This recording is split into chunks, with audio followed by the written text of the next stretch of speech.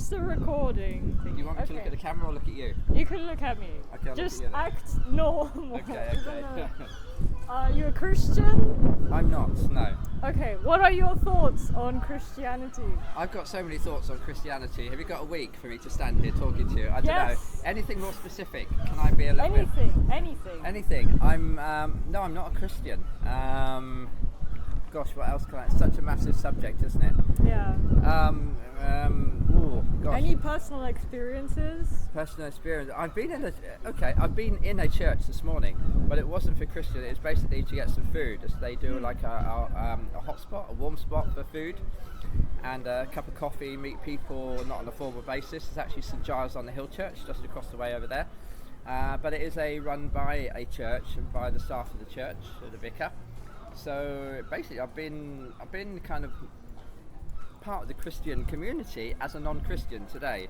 Interesting. How does that? Is that a kind of a perspective you're looking for? I mean, I've heard. I was a Christian myself. Oh, you are? Okay. And a uni student. Yeah. Like a lot of people, other uni people, like obviously tight on budget. So it's understandable. Hence me going to the church for some food this morning. That's basically. I was going to mention it, but that's for people who are quite tight on budget, as you put it. Yeah. So I completely understand that. Yeah. I think, it would be cool if you came along again to the church. I don't know what it was like though. Did you talk with the people? So is this the church we're talking about where I've been this morning? Yes. Yeah. I go every week. They do it once a week. Actually 2 weeks. It's a parish of churches. 3 churches. I do a little bit of promotion for them as a non-Christian. It's St George's Church Colgate, St Giles on the Hill, and St George's Church Tombland. So the 3 churches in the group.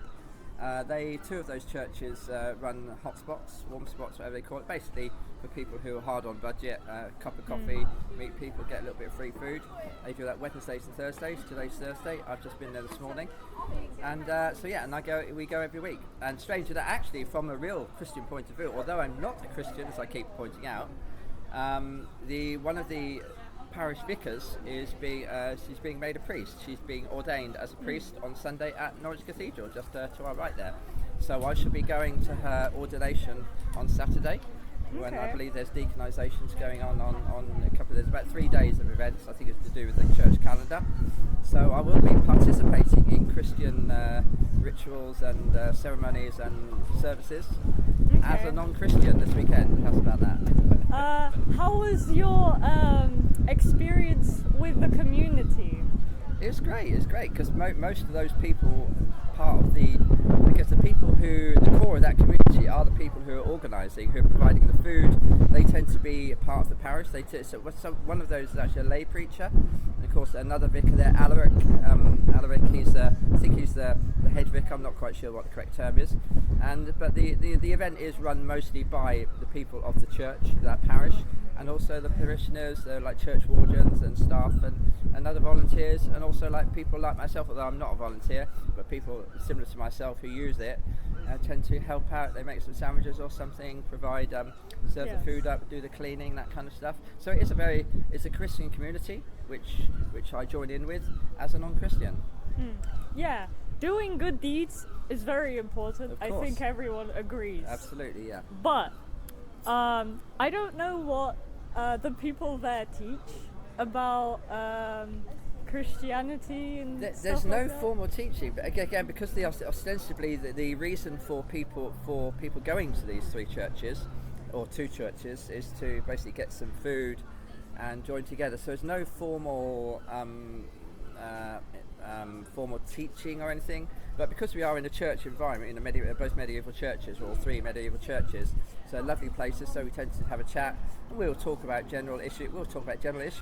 Which do tend to, like obviously the recent just waiting for the new Archbishop of Canterbury. That will be a subject, and the world affairs in the UK, which obviously Christianity hopefully will play their role in trying to solve those problems. So we have discussions. I guess most of the people who do go do tend to be generally, if not formally, informally Christian people, or brought up with a Christian background. I guess I was brought up in Christian background, being local around here.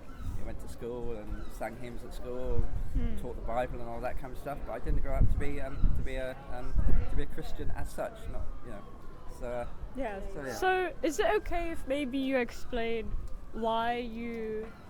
I'm assuming, and I may be wrong, but that you made the choice to not be Christian. Not particularly. No. It's I'm actually Buddhist. I follow Buddhist. Okay. So because my friends Buddhist, so I learned Buddhism. Well, I say learned Buddhism. Actually, I had this discussion with some guys from the Church of Latter-day Saints about whether I kind of picked up that Buddhism isn't strictly a religion. It's a philosophy rather than a religion. So I mean, that's the kind of principles I follow. But no, it's no conscious decision not to not be a Christian. No conscious decision at all. Basically, it's just the way I am. So how's that? Just the way I am. Yeah. No, that's interesting. Yeah. If you could have a personal experience with the one and only God, Okay. would you want to have that experience? Ooh, that's a difficult one because I don't believe in a one and only God. So having Let's say there was though, and they just showed up. Say again. Let's just say there was, and they Okay, just showed up, like yeah. randomly. Well, I'd be quite shocked, and if it were to be a true event, and I would be obviously quite shocked, and I'd have to be converted, wouldn't I? Because if it was true and that happened in front of me and I experienced it, therefore if I experienced that, it was true, therefore I would have to convert, wouldn't I? Or I'd have to become a believer if it happened. But Yeah. So for you, is evidence of God more important than necessarily faith itself to believe? I think so. I think I'm quite a scientific person, sort of through other aspects of things. Like I'm very much an evidence-based person. So I need I tend to follow science and evidence, and so I can tell you, because clearly you're making a film. I am actually carrying my camera. I'm a filmmaker, cool. That's cool. And lots of my work actually covers emergency incidents and crime scenes, where obviously evidence and factuality is the order of the day. So and actually, as an editorial filmmaker, evidence is absolutely crucial, because the rules of engagement, if you like, of being an editorial is about fact and evidence rather than theology or ideas, or being creative. It's basically fact, documenting facts. So therefore my whole ethos is about factual, scientifically proven, rather than the aesthetic or theological. How's that? So that's cool. I think humans need a balance of both logic absolutely. and faith. I mean, what makes us human beings is that Yes. we do have feelings, we have ideas, we have art. I mean, art is idea, is it? Like, I'm so an I artist. mentioned that word creative. You know, what would we be? We'd be horrible, soulless people without art and ideas and creativity. So therefore, I guess that would be the spiritual, whether it be the godly, the Christian, but certainly the spiritual. And then again, that's kind of another big issue, isn't it? Spirituality, religion, God. I guess you can be spiritual without necessarily believing. I mean, you used the term there. Did you say if God he did I? I'm not sure if I quite caught you. Did you say if he came here, if he appeared right now? Did you use the word he or not? I guess. I mean, what I was more so thinking was like, doesn't necessarily like have to be like, oh, God appears right now, because I feel like God appears to us in random moments. Oh, absolutely, yeah. But have you personally done any like more of the research? Just keeping my work eye on the air ambulance, which is flying overhead, just in case I have to shoot That's off. fair Sorry, enough. carry on. That's fair enough. Yeah. Have you done any research personally in terms of Christianity, like maybe historical? If by that you mean like reading and general watching films, whatever. And so yes, it would be not formal research as in a student, but certainly looking for the is there, well, again, look, is there any evidence of God? I guess I have done that on an informal basis. I won't say I've sat down and studied it as a student or anything like that. Watch documentaries kind of. Oh, absolutely. I'll watch documentaries. Okay. I listen to what religious people, what Christians have to say. Likewise, I listen to what Muslims, Islamic people, Muslims, Hindu, any belief. I will listen to them as long as their beliefs are not causing danger or trying to stir up hatred or cause problems. I will listen, and I very much enjoy listening to people's ideas and their beliefs. Hence, again, I guess that would be like the analyst, the scientist, trying to find that evidence. But as yet, I have not found any evidence to back up the theory that there is a single Christian God. So no formal investigation, if we put it in kind of like investigative terms. I haven't done a formal investigation, but in just my general observations, I haven't seen any neither overwhelming or even any strong evidence, although I clearly know that many people do believe they have evidence, or that faith, I think is the word there. People do have faith, which I guess for them, if they're happy to be faithful, if that gives them strength, that's a great thing, which is a gift. I guess that is a gift from God. It's a gift from God if people can have faith. But I don't subscribe to having blind faith. Again, coming back to this thing of needing evidence, and rather than faith. I think there's a difference. I guess they're two different concepts, aren't they? Faith and evidence or science. Faith is more in the mind, whereas in the heart, the mind, the human side. Yeah. Whereas evidence is the hard science. I think isn't it? both are connected. Oh, absolutely. We're human beings. Complex creatures. They're absolutely right. Which makes us different. Well, are we different? I don't know. It's difficult to judge against other creatures because we're not the other creatures. How do we understand? They might be judging us. So I don't know, as opposed to non-humans. But but yes, certainly humans are very complex creatures. Yeah. Many, from what I've heard personally, Christians agree on the point that if Jesus Christ really did resurrect, then that proves everything about Christianity. That's actually a very good measuring point there. Yeah. So carry on with this. So people have tried to reason how the resurrection can be proved. Yeah. And people use different... Which is one of those things which I've informally asked the question of. I've listened to and read many accounts of, and actually as I've gone on, become older and hopefully wiser, I thought, is there any evidence? Is there any evidence of the resurrection? Is there any? I have not seen any, but then again, maybe I haven't looked deeply enough. I may be misinterpreting what you're saying, but physically we can't see.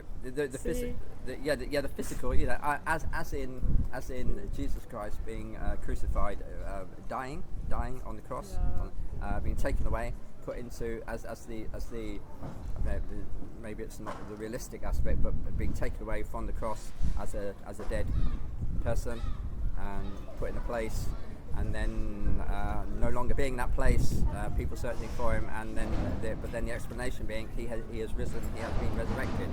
That's something which I have difficulty to. If I'd be very happy if somebody could prove that the Bible story is true, that'd be a wonderful thing. Yeah. I've yet to see. I have not yet seen anything which would convince me at this time that the story or the resurrection was as it is described in the Bible. Yeah. So I know this may not be sound satisfying, okay.